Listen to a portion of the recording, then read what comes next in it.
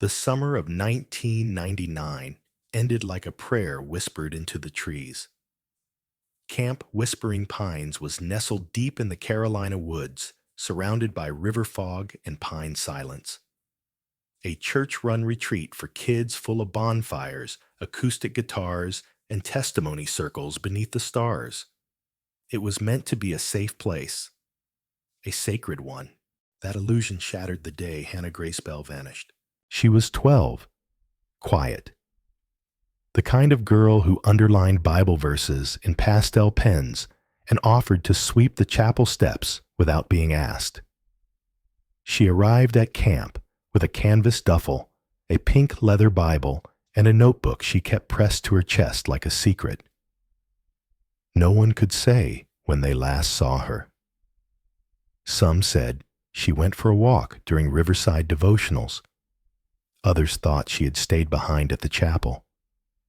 But when the final bell rang for lights out, her bunk was still empty. The first to notice was her counselor, a 19-year-old named Amy, who thought Hannah had gone to the restroom. Then she saw her shoes still tucked neatly under the bed. The search began before midnight. Flashlights swept through the trees. Voices called her name into the river fog. By morning, state police had joined in, followed by dogs divers and helicopters. All they found was a single sandal near the reeds and one small hair tie tangled in a bush. Her Bible was gone. Her body never found. Her mother, Margaret Bell, remembered that drop-off day in painful detail. Hannah had worn a white dress with flowers along the hem. Before she stepped out of the car, she kissed her mother's cheek and whispered, "Don't worry, I'll be good." Margaret didn't know why. That felt more like a goodbye than a promise. She just remembered the chill that ran down her arms as Hannah walked away, sunlight flickering through the trees like it was trying to follow her. Years passed, then decades. The camp closed quietly the following summer, citing funding issues. Whispering pines became overgrown vines crept over the cabins, the dock rotted in the river, and the chapel's stained glass cracked under storm winds. Still, Margaret came back every July 17th. She stood by the riverbank and prayed the same words, "Bring her back to me, however you can." And then, in the spring of the 22nd year, the river stirred. A jogger found it first. Tangled in driftwood, damp but intact, a soft pink Bible with silver-edged pages and the name Hannah G. Bell faintly stamped into the cover. The jogger turned it in. The police ran the name. A detective with gray at his temples called Margaret and said, "Ma'am, we think we found something that belongs to your daughter." She drove to the sheriff's office that afternoon. Hands clenched so tightly on the wheel they left dents in the leather. The Bible was sealed in a clear plastic bag. Water warped, slightly torn along the spine, but unmistakably hers. Margaret couldn't breathe when she saw it. Inside, most of the pages were swollen and unreadable. But one verse was still visible, underlined in blue marker. "Even the darkness will not be dark to you. The night will shine like the day, for darkness is as light to you." Psalm 139:12. Beneath it were two handwritten letters, R.K. It wasn't Hannah's handwriting. The Bible sat in Margaret's lap for nearly an hour before she opened it again. Her fingers hesitated along the zipper line like she was afraid of what might spill out. It had taken 22 years for the river to bring something back. What if it brought something more? The officer had said the book was found wedged between a log and a tangle of reeds about 3 miles from the old campgrounds. The current could have carried it from anywhere upstream, but the detective had looked Margaret in the eye and said, "We think it's hers. It still smells like cedar." The smell of Hannah's camp trunk. Inside the Bible, several pages were fused together from moisture. But in the Psalms, just past the swollen center, some sections remained legible. Margaret traced the underlines with her thumb. She knew Hannah's pen strokes. They were light even, a child's gentle pressure.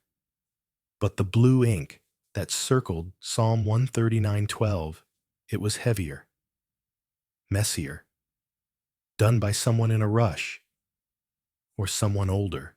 She flipped carefully toward the back. That's where she found it. Tucked between the last page and the inside cover was a torn square of notebook paper, thin and tissue soft, like it had been there for years. 4 words in thick black pen bled into the fibers. I didn't mean to. No punctuation, no name, no context. But it hit Margaret like a bruise to the soul. She read it again and again. The handwriting was unfamiliar, uneven, slanted slightly downward. The kind of note someone writes when they can't say it out loud. Her eyes scanned the inside cover for other markings, and there, just beneath the printed nameplate, were 2 faint initials, RK. She hadn't heard those initials in over 2 decades, but now they felt like a bell rung in her chest. Reverend Kyle. He was in his late 20s at the time, one of the younger staff members. Technically too old to be a counselor, but the church had given him special permission as part of his seminary service. He played guitar during morning worship and led small group Bible study for the older kids. Hannah had liked him, said he sounded like her dad. Margaret hadn't thought of him since the investigation, when he'd given a short, emotionless statement and quietly stepped away from church ministry. She'd assumed it was just because of guilt, the way anyone close to a tragedy feels helpless. But she remembered now how he wouldn't meet her eyes, how he didn't attend the camp memorial the next spring. She went to the box in her closet, the one she hadn't opened since 2001. Inside were old photos, newspaper clippings, and a Ziploc bag containing every letter Hannah had ever sent from camp. One of them, a postcard, was written 3 days before she disappeared. "Hi, Mama. We played trust games today." And mine was with Rev Kyle. He let me go first. I was scared, but I did it. We're learning about forgiveness this week. Some of the older kids cry during worship, but I don't. I think that's okay. I miss you. Love, Hannah. Margaret stared at the words. He let me go first. What kind of trust game? Her chest tightened. She grabbed the Bible again, rereading the cryptic note. I didn't mean to. It could have meant anything. An accident, a regret, a plea, but it didn't feel like nothing. The next morning, Margaret drove to the sheriff's department. She brought the Bible, the note, the postcard, sat across from the same detective who had called her days earlier, and laid everything down without a word. He read, then paused, then asked softly, "Do you believe she might have known something?"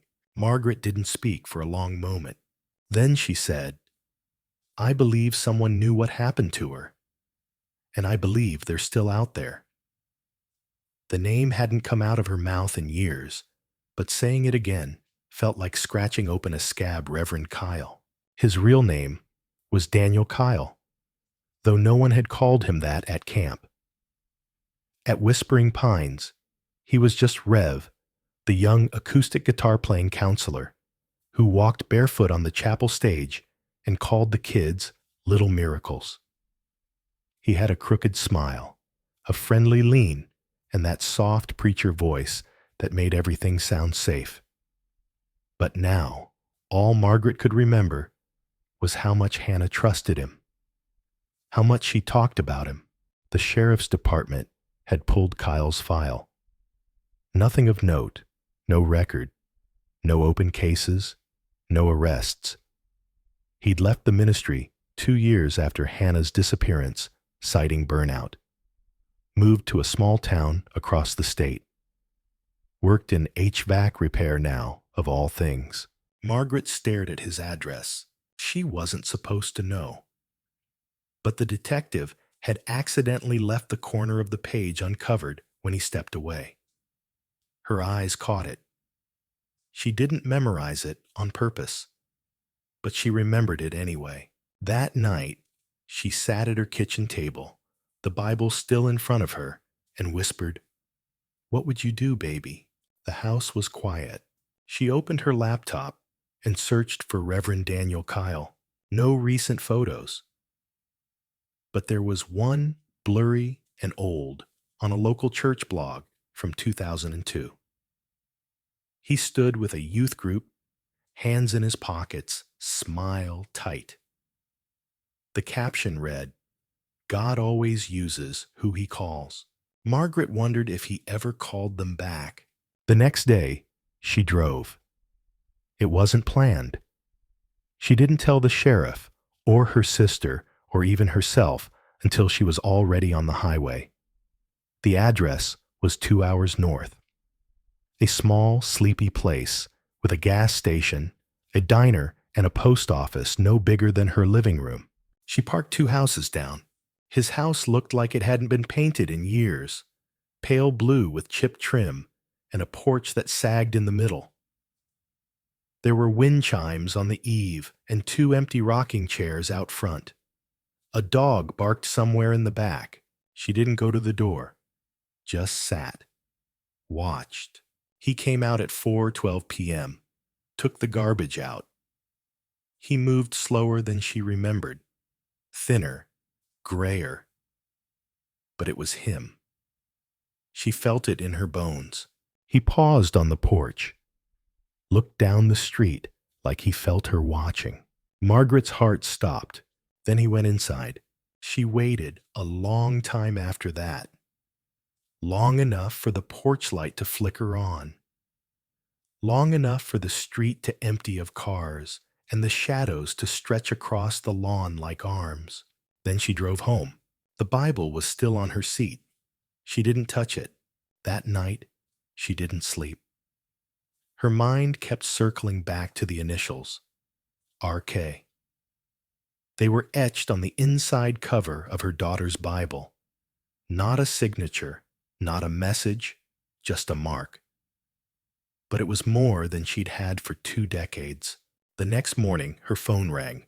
It was the sheriff. "There's something else," he said. Her heart climbed to her throat. "We looked into the land records around the riverbank. The spot where the Bible was found. It used to be owned by a man named Charles Riggs. He was a groundskeeper at Whispering Pines from 1991 to 2000. He passed away 5 years ago, but we contacted his daughter. She says he stored a lot of old camp stuff in their basement after the closure."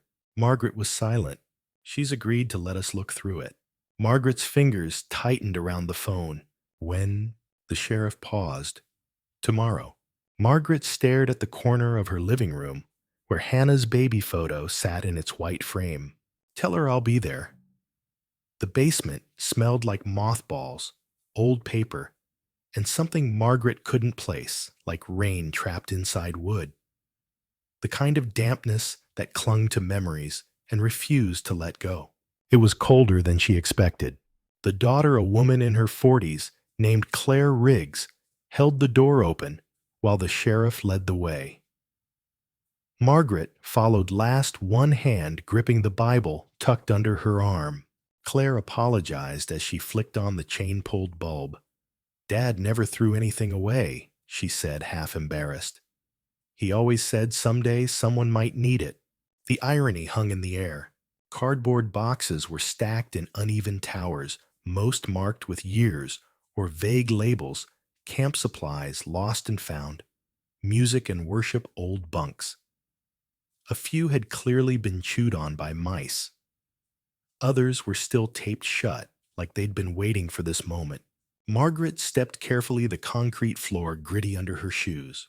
The sheriff picked a box labeled Summer 2001. He opened it slowly. Inside were mostly mundane things: a cracked tambourine, a counselor's schedule, a dozen unsharpened pencils, a t-shirt that read, "Faith over Fear." Then buried near the bottom, a clear Ziploc bag. Inside was a yellow hair scrunchie, faded, elastic worn thin. Margaret's legs almost gave out. She knew that scrunchie. Hannah wore it the day they left for camp. She'd refused a braid, pulled her hair into a messy ponytail herself, then looped it twice with that same band. Margaret had taken a photo, her daughter smiling lopsided holding a juice pouch. "I thought they never found any of her things," she whispered. The sheriff nodded slowly. "We didn't. At least, not officially." Claire shifted on her feet. "There's more." She led them to a cabinet near the far wall, its hinges groaning in protest. Inside were rows of labeled VHS tapes, dozens of them. All handwritten in faded ink: Campfire Night Talent Show Worship Thursday, Trust Exercise 613. The sheriff's eyes sharpened. "Do you have a VHS player?" Claire nodded. "Upstairs." Minutes later, they were gathered around an old tube television in the living room, its screen small and slightly green in the corners. The sheriff inserted the tape marked Trust Exercise 6-13. It began with kids laughing.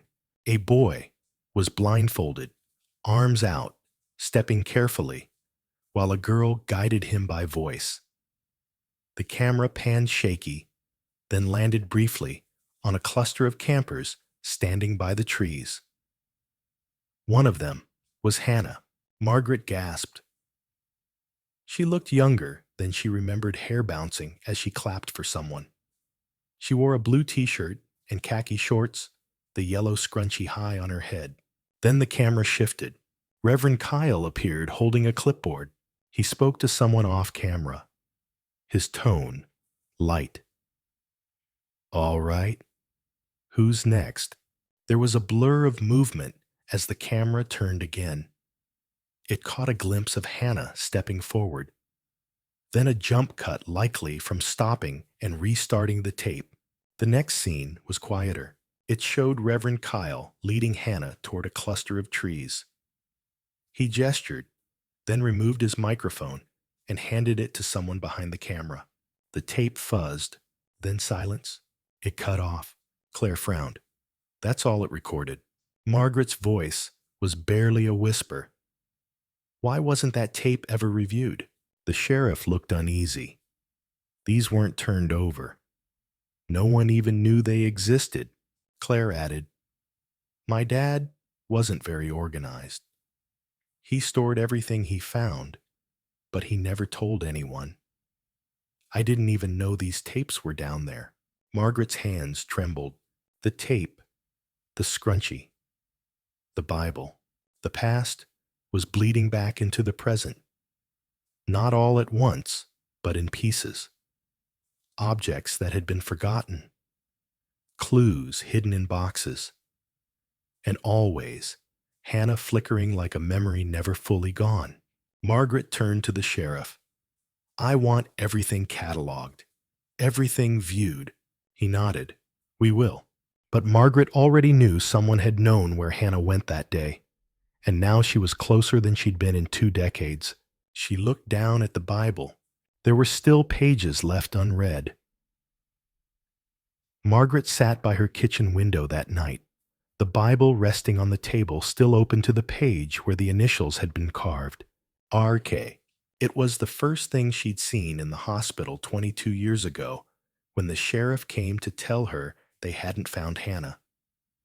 She remembered the way the detective hesitated before saying the words, "No trace." How he shifted his weight, like he couldn't carry the weight of the silence. She had thought of that silence every day since. And now, in the stillness of her kitchen, the silence felt different. Not empty, not endless, but expectant. Like the house was holding its breath. She flipped the page. A folded scrap of paper slipped out. It was thin, almost transparent with age. On it was a sketch, a child's pencil drawing, of a circle of campers holding hands. In the corner, a small figure stood apart, facing away. A tree shaded her. Her name, written in careful cursive, floated above her head. Hannah. Margaret's breath caught. She hadn't seen this before. On the back, in faint blue ink, were the words. It happened near the hollow log. She called the sheriff. By morning, a small team was back at the old campgrounds. Claire Riggs had given them permission to search the surrounding property. The trust exercise site had been identified from the tape's backdrop, a clearing near the east side of the camp, where birch trees leaned like they were eavesdropping. They found the hollow log just beyond it. It was enormous, old, decayed, the kind of log that had long since turned soft from rain and time. Moss crawled up its side. A rabbit darted out as they approached. The sheriff knelt beside it, using gloves to brush aside leaves and dirt from the opening. Inside empty, at first. But then one of the deputies reached in farther and pulled something out. A pink canvas shoe, children's size 5. The rubber toe peeled slightly at the edge. A faded sticker, Lisa Frank Dolphins, was still clinging to the side. Margaret felt her knees wobble. She didn't need to see the inside. She didn't need DNA. That was Hannah's. She had helped her pick those shoes out the summer before. Target clearance rack. They had matched with a bright pink hairbrush she'd insisted on packing herself. The sheriff wrapped the shoe carefully. He didn't say anything. Neither did Margaret. Somewhere in the distance, a bird sang like nothing had changed, but something had. The log, the shoe, the drawing, the tape. They were no longer just fragments. They were starting to tell a story. Back at home, Margaret sat in Hannah's room for the first time in years. The light still worked. The quilt on the bed was dusty, but intact. A music box on the shelf played a broken version of You Are My Sunshine. She wound it once. It barely made it through the first line. Then she opened the top drawer of the nightstand. Inside was a bundle of letters, childish pen pal notes from camp friends, a half-finished postcard addressed to Mom and Dad, and at the very bottom, a crumpled envelope. It had never been mailed. Margaret's hand shook as she unfolded it. It wasn't written by Hannah. The handwriting was small, angular. The paper was old. A single sentence. She came to me scared. She said someone followed her after worship. I told her to wait by the chapel. When I went back, she was gone. R.K. Margaret pressed the letter to her chest, her breath shaky. She was right to go looking. She was right to keep the light on. Hannah had tried to come back to her. In sketches, in shoes, in secrets, sealed in books. The sheriff called again that evening. There's one more thing, he said. Margaret didn't answer right away. They checked the maintenance records for Whispering Pines. He continued. A few weeks before the disappearance, Reverend Kyle requested repairs to a crawl space behind the chapel. Margaret's voice cracked. What kind of repairs? Water damage? Mold? It was never completed. He paused. We're opening it tomorrow. The chapel had changed, but not enough. Margaret stood outside its weather-worn doors the next morning, watching as the sheriff's team moved in with flashlights and pry bars. The white paint on the wood had long since chipped, revealing gray veins beneath. The cross above the entrance tilted slightly, like it too was weary from the years. Claire had left the front unlocked. Inside, the pews were still there, stacked against one wall, like forgotten lumber. Dust coated the hymnals. Cobwebs draped from the rafters in threadbare strands. It smelled of old wood, dry rot, and something else. Not decay, but neglect. The sheriff guided her to the back. Behind the pulpit, A small wooden hatch had been half covered by a sheet of plywood. They pulled it back slowly. Hinges creaked. The light inside was thick and yellow. The crawl space was shallow, no more than 3 feet high. The earth beneath had hardened with time. It wasn't so much a room as it was a hollow, a space carved into stillness. Forgotten, they crouched to enter. Margaret stayed outside the hatch, her hand braced on the frame. "Be careful," she whispered. The deputy was the first to duck inside. His flashlight cut arcs across the space. Dust motes danced in the beam like old spirits. Then, "Something's here." They found a rusted tin box, wedged between beams, wrapped in fabric that had once been white. A camp towel, maybe. Inside the box were 3 things: a necklace with a tiny silver cross, a page torn from a journal, and a small photograph, bent at the edges but unmistakable. Hannah, sitting on the chapel steps, barefoot, smiling. Margaret gasped. She remembered taking that picture. It had been the morning of the second camp day. They'd dropped her off early because of traffic. Hannah had run ahead, stopping only when her name was called. She'd turned, grinned, and waved.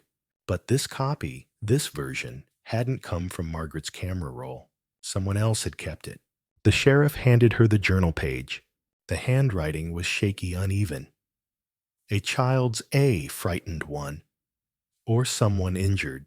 They said don't tell. But I did. And he was angry. I said I'd go home. I said I'd call my mom. I ran. And I hid behind the chapel. I think he followed me. I don't know where to go. Margaret's hand trembled as she finished reading. It was Hannah's voice. Not her literal voice, but her rhythm, her spelling, her panic. The sheriff looked around the crawl space again. "There's no exit point back here. Whoever was here never came out this way." Margaret said nothing. She was staring at the photo again. There in the very corner, barely visible, was a shadow. A figure partially cut off, standing at the far left behind the stone planter. It wasn't just a trick of the light. Someone was watching her. The sheriff sent the photo to the lab for enhancement, but Margaret already knew what they'd find. The broad shoulders, the trim of the clerical shirt, the glint of glasses. It was Reverend Kyle. He had been there, not just at the camp. But in the moment, Hannah disappeared. And somehow, he had hidden every sign of it. For years, Margaret clutched the necklace. "I gave this to her before she left," she whispered. "It was my mother's." The sheriff looked toward the crawl space. "We'll scan the whole building," he said quietly. "Every wall, every board." Margaret nodded, her voice raw. "Do it." As the officers moved in to begin a more detailed search, Margaret stepped outside. The air felt heavier than it had that morning. The clouds had thickened, and the trees rustled like they were whispering names long buried. She looked at the chapel, at the ground it stood on, and for the first time in 22 years, she felt not just sadness, but fury, because someone knew. Someone had always known. And Hannah had been waiting, not for closure, for someone to believe her. By late afternoon, the forensic team arrived with portable ground-penetrating radar. Margaret stood at the edge of the chapel steps, arms wrapped tightly across her chest as the equipment was wheeled in strange-looking machines with long antennae, emitting low mechanical hums that seemed out of place against the sacred quiet of the grounds. Claire Riggs stood beside her, silent. Neither woman spoke. They simply watched as the past was pulled up from the soil, one scan at a time. The radar passed over the floorboards behind the pulpit, then beneath the stained glass window that once overlooked evening worship. Nothing. Then they reached the west wall, near the vestry door, that Reverend Kyle had used exclusively during his final years at the camp. A spike. The technician paused. "There's something behind this wall," he said, turning to the sheriff. "About 3 feet deep. Hollow cavity. Rough dimensions, maybe 4 feet high by 2 wide." The room froze. Claire's voice cracked. That was his office. The sheriff called for the tools. Boards came down carefully, one by one. Years of chipped paint and plaster revealing darkness behind. Dust clouded the air. Then finally, the last slat fell forward with a sharp groan. Everyone leaned in. At first, there was nothing but shadow, then a shape. A small rectangular object resting against the far end of the cavity. A backpack, bright pink, though dulled by time. The sheriff reached in slowly gloved. He pulled it out like it might dissolve. Margaret recognized it instantly. Hannah's name tag was still looped through the zipper, Hannah W. Inside time had folded in on itself. A pack of gum unopened. A folded paper heart made from a devotional handout. A small bottle of blue nail polish half full. A letter. It was in Hannah's handwriting. Messy rushed. Some of the ink had bled into the paper. "If I go missing, it's because of him. I told Ms. Janey, but she said I misunderstood. I didn't. I saw him in the woods. I saw what he buried. I heard her crying." The letter trailed off. Margaret backed away, her legs failing her. Claire caught her. She was telling the truth. Margaret said, her voice cracking. "She always was," Claire whispered. The sheriff sealed the backpack and called in additional units. The chapel was now a crime scene.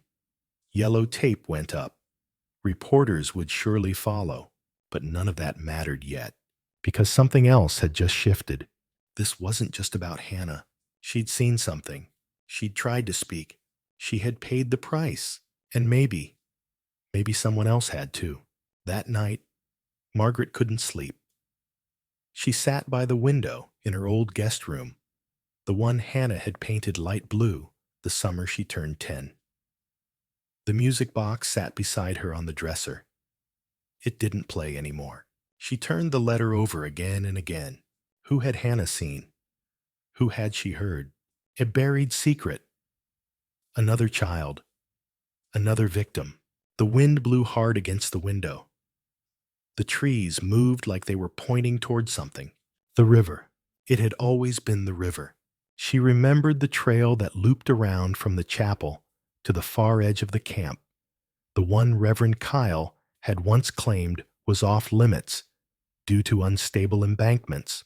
Hannah had loved that trail, and maybe she had followed someone there. The trail behind the chapel wasn't marked anymore. The wooden sign that once read "Reflection Path" lay half buried in leaves and moss, its letters faded, like they'd been whispered away by time. Margaret hadn't walked it in over 2 decades. Still, her feet found the rhythm. She didn't need a map. Her body remembered what her mind couldn't process yet. Each step crunched old pine needles. Claire followed behind her silent, her flashlight beam cutting through the branches ahead. The two women moved slowly, carefully. The trail twisted like memory, familiar and eerie all at once. After 20 minutes, the trees parted just slightly. There it was, the river, the same river, where the Bible had washed ashore just days ago. Now wider than she remembered. The banks had shifted over the years. Trees had grown taller. But the water still moved with that same slow, steady pull. Like it knew things it wasn't ready to give back. Margaret crouched near the edge, brushing aside leaves and moss from the soil. Here, she said softly, a small clearing, flat earth, no undergrowth. Claire knelt beside her. "You think this is where she came?" "No," Margaret whispered. "I think it's where she saw him." They swept the area quietly. No dramatic discoveries. no unearthing of long-lost remains. But the space pulsed with something unspoken, like it had held breath for years. Then Claire found it. A rusted flashlight buried halfway in the dirt. The rubber grip had peeled away. The lens was cracked. But it was unmistakably one of the camp's issued flashlights, the kind counselors kept on overnight shifts. Margaret took it in her hands like it was glass. Claire tilted her own flashlight toward the object, her brows furrowed. "Look," she said. "There's tape on the handle. Wrapped around the grip was black electrical tape, and under that faint initials. Kehar, Kyle Henderson, Reverend Kyle." The pieces were gathering like storm clouds. Margaret said nothing. Her throat burned. Claire touched her arm. "We need to tell them." But Margaret kept staring at the river. Her voice came slowly. She saw him bury something. Claire's expression tightened. Or someone. The words hung in the air like fog. They marked the coordinates and returned to town, handing the flashlight over to the sheriff's office. By morning, cadaver dogs were brought in. The trail was roped off. Media vans arrived. Everyone wanted answers. Margaret wanted something else, truth. And for the first time since the Bible had surfaced, she believed she might be getting close. But with every new piece of evidence, something else took shape beneath it all. Why had the Bible resurfaced now? Why 22 years later? Who had put it in the river? And what were they trying to say? That night, Margaret dreamed of Hannah again. Only this time, she wasn't at camp. She was standing in Margaret's old kitchen hair, damp from rain Bible, tucked under one arm. She looked older, like how she might have looked now as a grown woman. Margaret woke with a start. There was a sound outside. She rose slowly, heartbeat skimming panic. When she opened the front door, the porch light flickered, and then she saw it, a second Bible, wrapped in twine, no note, no markings, but this one was different. Its pages were water-stained, the leather cracked. And tucked inside, in the middle of Psalm 34, was a dried camp flower, pressed flat. Margaret's knees buckled, because that flower, Hannah had picked it on her first day of camp, preserved it in a Ziploc bag, and asked Margaret to save it for when I come home. She hadn't seen it since. Someone had returned it, not as a message, as a memory. The second Bible sat unopened on the kitchen table. Margaret couldn't bring herself to read it, not yet. Not with her hands still shaking, and her pulse humming in her ears. She hadn't told Claire, not the sheriff, not anyone.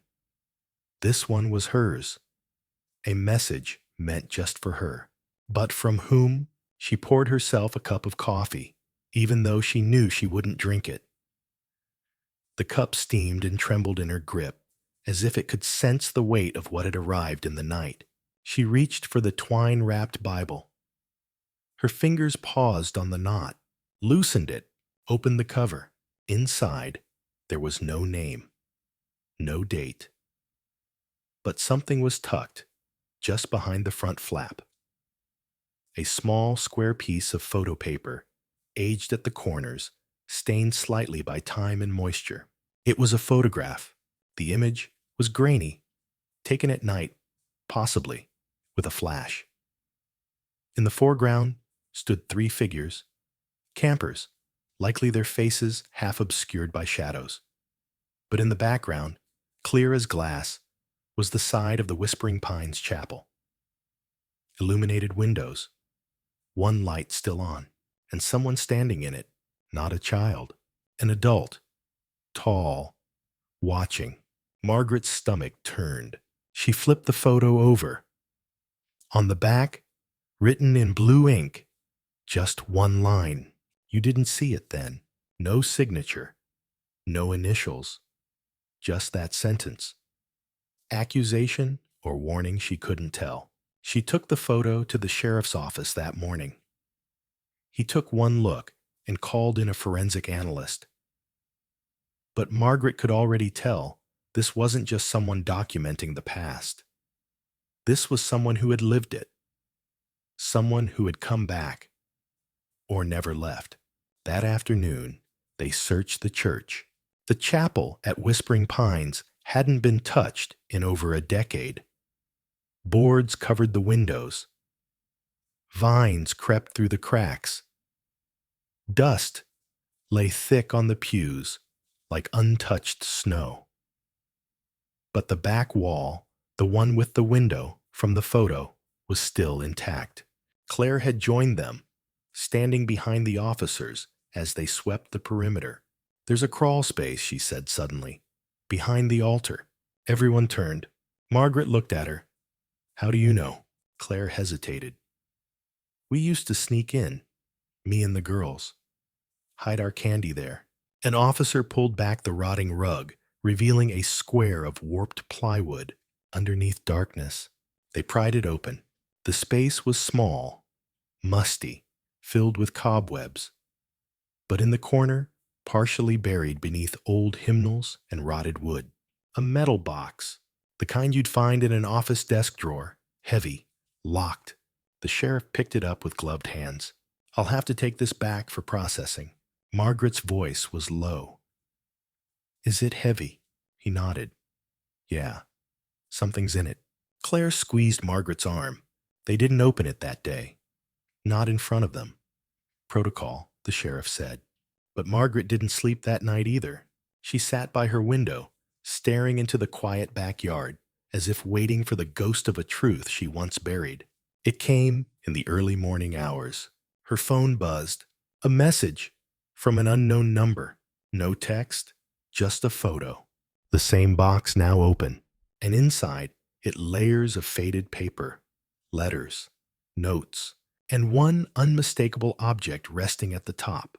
A camp lanyard with Hannah's name tag still clipped to it. The metal box was real, and it was Hannah's. Inside the evidence room, beneath the harsh fluorescent lights, the sheriff slowly laid out its contents across a white cloth. Margaret stood just outside the barrier, unable to cross it, but unwilling to look away. The camp lanyard had faded, but her daughter's name was still visible in blocky, uneven handwriting. Hannah M. Not Han, like her friends called her. Not initials. Full name written in the eager strokes of a 12-year-old determined to be taken seriously. It was the same name tag Hannah had worn the day she left. Margaret remembered helping her clip it on just before she ran off toward the other girls, their voices already rising in summer chatter. They never got it back. Until now. The letters came next. There were 6 in total. All folded. Some on notebook paper. Some on torn pages that looked like they'd been ripped from hymnals. The ink had bled in places water-damaged and time-worn, but the handwriting was unmistakable. All of them were addressed, "Dear Mom."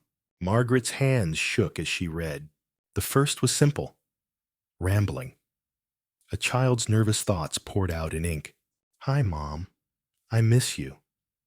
I thought we'd get to write sooner. They said we'd get mail in a few days. I made a friend. Her name's Bethany. She has the top bunk. I hope you and Dad are okay. Did you feed Whiskers for me?" It was dated June 14th, the day before she vanished. The second letter changed everything. "Mom, something weird happened. There's a man who comes to the chapel after dark. We're not supposed to go out, but Bethany dares me. He doesn't see us. He just walks around. He talks to someone, but no one answers. I think he's sad. I think he's not supposed to be here." Margaret felt her knees weaken. She leaned on the counter. The third letter was shorter. Panicked. "Mom, don't tell anyone.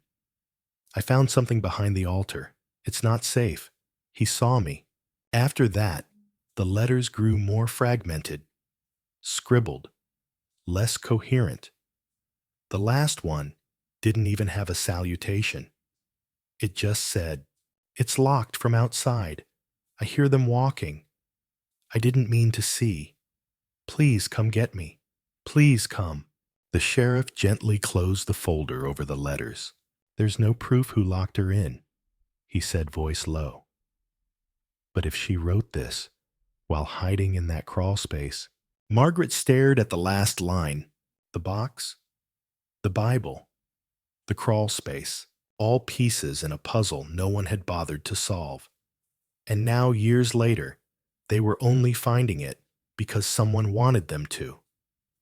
Because someone out there had been keeping these pieces hidden, waiting for the right time.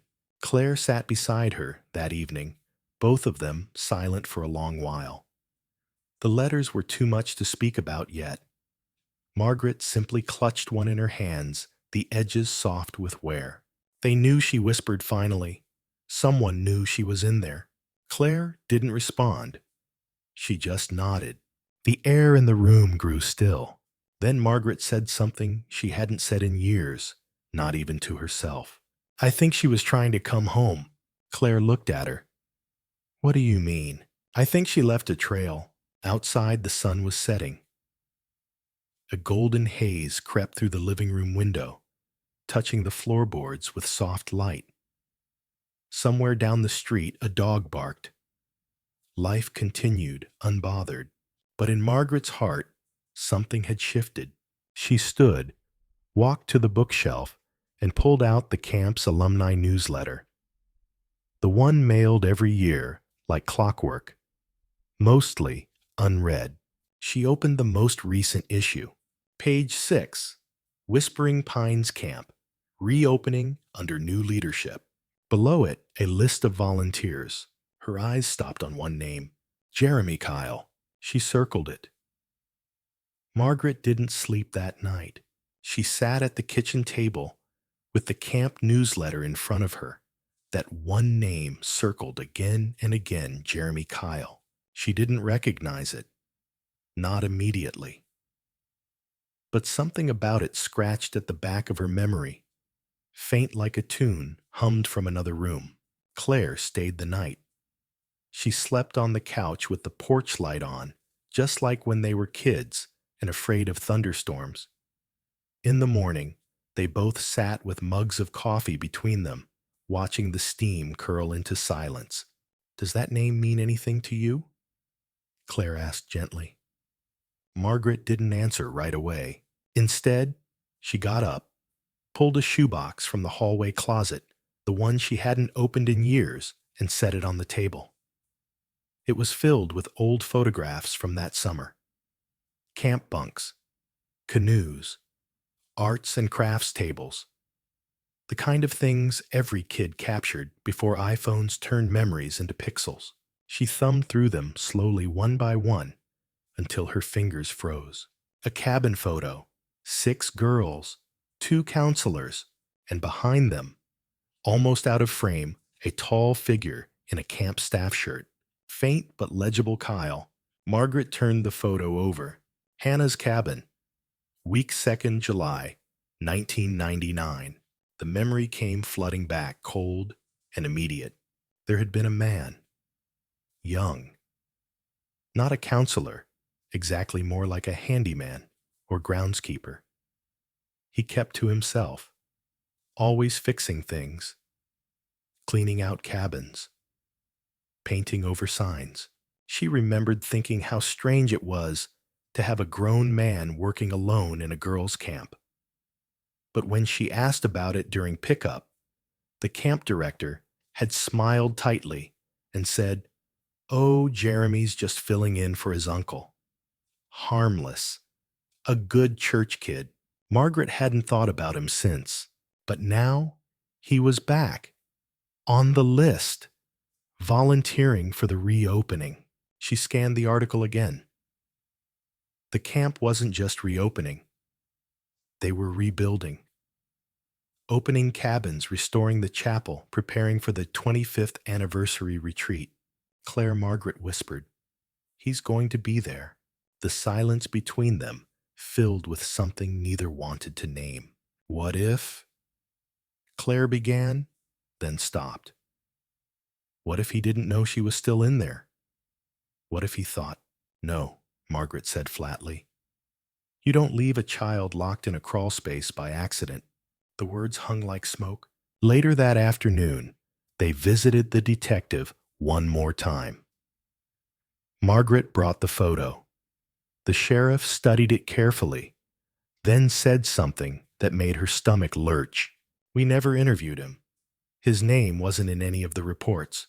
She blinked. What do you mean? Back then, we assumed she wandered off. We questioned the counselors, the director. But if Kyle wasn't staff, if he was just doing odd jobs, he might have slipped through the cracks or hid in them, Claire muttered. Margaret's voice was steady. I want to go to the camp. The sheriff hesitated. It's under construction, he said. There's no staff there during the week, just volunteers on the weekend. Then I want to go Friday. He looked at her a long time before nodding. That night, Margaret sat with her daughter's last letter in her lap. It's locked from outside. Please come. She stared at those words until they blurred. This wasn't over. It never had been.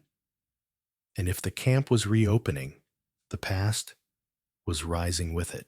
Outside, the wind moved through the trees like something waking up. Margaret didn't sleep much that week. Every time she closed her eyes, she saw Hannah's hands pressed to the inside of a wall, scratching, calling, waiting. Friday couldn't come fast enough. The days stretched long. The hours pulsed slow. She didn't know what she'd find when she returned to Whispering Pines, but she knew she had to go. Friday morning came gray and windless. The sky hung low, like a secret waiting to fall. Claire offered to drive, but Margaret refused. I need to do it, she said. Just me. The road back to the camp hadn't changed much.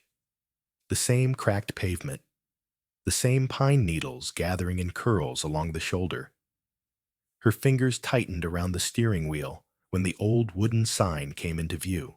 Whispering Pines, Youth Retreat, since 1980. Only now, a plastic banner flapped over the top. Reopening. June 1st, she pulled into the lot. It was empty. No volunteers yet. No hammering or paint cans. Just a few parked trailers and a single locked shed near the chapel. The air was heavy with moisture and silence, the kind of quiet that makes you feel like you've walked into someone else's memory. She walked slowly, the gravel crunching underfoot, past the dining hall, past the cabins. Then she saw it. Cabin 6. It looked smaller than she remembered. The door was open. A paint can sat near the step, dried brushes left leaning inside. She stepped in. The boards creaked like they remembered her. Inside, the air was still. The bunk beds were stripped bare. Cobwebs hung from corners that no child had reached in years. Her eyes drifted to the far side of the room. The wall. It was different now. Part of the drywall had been removed, ripped open, patched, clumsily reopened again. Someone had been working on it. Margaret approached slowly. She reached out, touched the edge. It was damp. The scent of mildew still clung to it, faint but undeniable. Her hand hovered over a crack along the molding, and then she saw something, a sliver, caught between the wall and the floorboard. Paper. She crouched, reached, pulled it free. A corner of a drawing, faded, crumpled, childlike. A sun, a stick figure. The name Hannah in purple marker. Margaret's breath hitched. She sat there on the floor, knees to chest, holding the last thing her daughter ever drew. Behind her, the wind stirred. A door creaked open. She turned sharply. A man stood in the doorway, tall, gray, at the temples. Work gloves hanging from his pocket. Jeremy Kyle. He looked just as she remembered, only older, less sure. He blinked at her as if trying to place her face. Then recognition washed over him like a slow tide. Mrs. Sawyer, he said. Her voice came out calm, cold. "You remember me?" He nodded once. "What are you doing here?" she asked. "Volunteering," he said quietly. "Just helping with repairs." She held up the drawing. His eyes flickered. "Did you know she was in there?" she whispered. Jeremy didn't speak. Margaret stepped forward. She was calling for help. Someone heard her. She was alive long enough to draw this. "You left her there." Still silence. Then finally he spoke. "I didn't mean for it to happen." The sentence hit her like a slap. "What did you mean to happen?" she snapped. "I was supposed to move supplies. Just clean the crawl space. I I didn't know she followed me. Not until it was too late. I I panicked." "You left her," she said louder now. "I was 19, he stammered. "They would have blamed me." He looked down. "I couldn't face it." Margaret stared at him, rage and disbelief boiling beneath her ribs. "You had 22 years to face it." And then in the thick, aching silence, he said something that cracked the air open. "I came back. Every year. I thought maybe if I fixed the place, it would count for something." Margaret shook her head slowly. "No," she said, "it doesn't." She stepped past him, sunlight now stretching across the cabin floor, warming the place where her daughter's drawing had sat for decades. Outside, she dialed the sheriff. Margaret didn't wait for the sheriff to arrive. She stayed there on the cabin's front step, the folded drawing clutched in her hands like it might crumble if she let go. The breeze carried the scent of pine and rain-damp earth. In the distance, a bird chirped a song too cheerful for what had just unfolded. Inside cabin 6, Jeremy Kyle hadn't moved. She could hear him pacing. No more words. No more explanations. It was over. Or maybe it was just beginning. When the cruiser pulled up, 20 minutes later, Margaret stood. Her legs were stiff, her eyes dry, but red. Sheriff Nolan stepped out of the car, a notebook already in hand.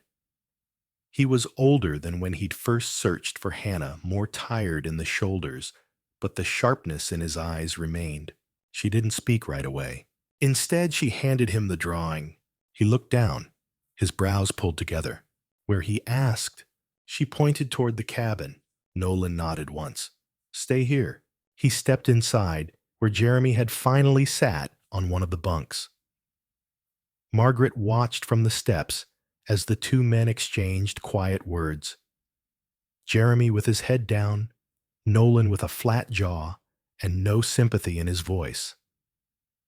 After a few minutes, they walked back out together. The sheriff helped Jeremy into the back of the cruiser. No handcuffs. Not yet. He turned to Margaret. "We'll question him. I can't promise what'll stick this late, but obstruction negligence. Maybe more, depending what we find inside the wall." Margaret didn't ask for more. She simply nodded. As the cruiser pulled away, she stared after it until it vanished behind the trees. Claire was waiting for her back home. She had stayed up late nervously rearranging couch pillows and wiping down the kitchen, even though it was already spotless. The moment Margaret walked in, she opened her arms. Margaret collapsed into them. They didn't speak for a while. The kind of silence that doesn't hurt, but holds. When Margaret finally did talk, it wasn't about Jeremy Kyle, or even the wall. It was about Hannah. How do you hold someone in your mind for 22 years and still feel like you're forgetting them, she whispered. I don't remember the sound of her laugh. I only remember the way she looked when she was asleep. Claire brushed a tear from Margaret's cheek. That's how grief tricks you, she said. It makes you think the quiet means they're gone. But it's really them making space. That night, Margaret lit the candle again. This time, she placed the folded drawing next to it, and for the first time in years, she slept. But dreams came. In one, she was back at the river. The sun was setting. Hannah stood at the edge of the water, older now, maybe 15. maybe the age she should have been when the dream stopped. She smiled, not sad, not scared, just there. I waited, she said. Margaret tried to speak, but her throat closed. I knew you'd come, Hannah said. And then she was gone, just like that, like a ripple on still water. Margaret woke in tears, but they weren't sharp. They weren't full of rage. They were soft. The next morning, she called the church. She asked about the Bible, the one that washed up on the riverbank, the one they'd sent back, assuming it was part of a flood loss inventory. They agreed to let her see it. The binding had swollen from moisture, but the pages were mostly intact. On the inside cover was a faint name, H. Sawyer, written in a child's careful looping handwriting, and below it, a verse Hannah had underlined with a bright purple marker. When you pass through the waters, I will be with you. Isaiah 43:2. Margaret traced the words with her fingertips. I see you, she whispered. The church storage room smelled like old cedar and forgotten hymns. A faint mildew clung to the edges of the carpet, and overhead, a flickering light hummed steadily as Margaret sat on a folding chair. The Bible sat in her lap like a sleeping bird, delicate, fragile, but full of things that might wake. It hadn't come from Camp Whispering Pines, that much was now clear. It had been mailed anonymously years ago, no return address.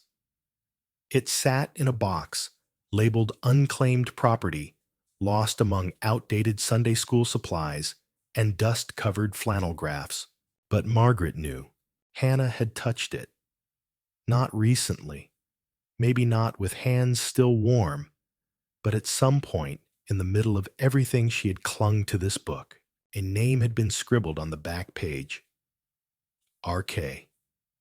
Just like the initials found under Psalm 139. Margaret pressed her fingers over the page as if she could feel the pressure of Hannah's fingers still there. She took the Bible home. That night, she didn't light the candle. Instead, she sat at the kitchen table with her old tape recorder, the same one she'd once used to capture Hannah practicing her Sunday verses. She pressed play. The tape clicked softly. A girl's voice, young and hopeful, spoke through a fuzz of static.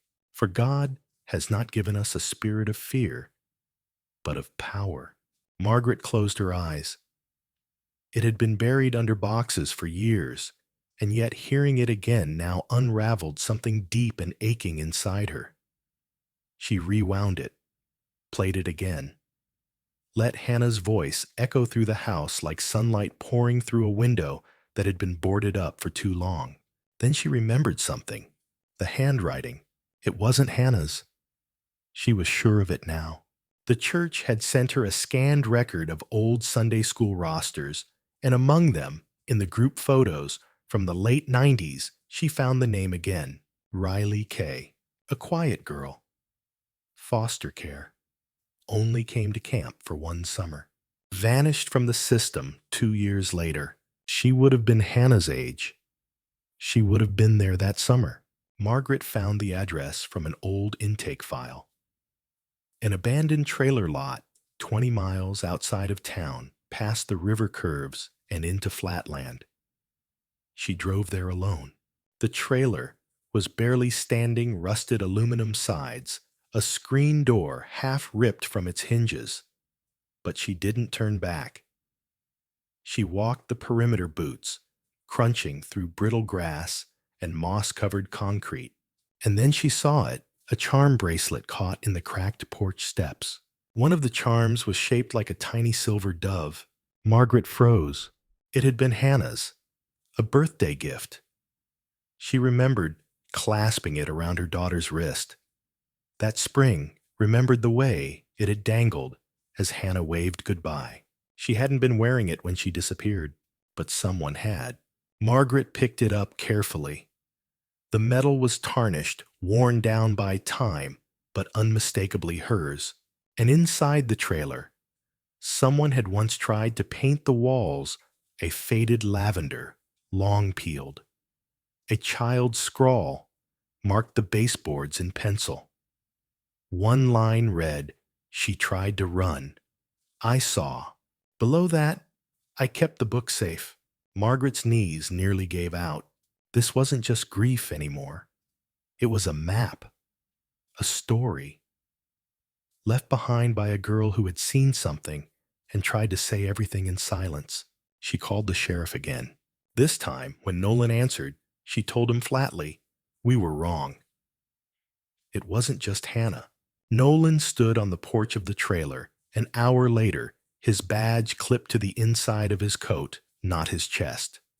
Not official, not yet. Margaret didn't speak when he arrived. She just handed him the bracelet. He turned it over, slowly, squinting at the dove. This hers. Margaret nodded. He studied the porch step, where she'd found it, then ducked inside the trailer. The floors creaked underfoot.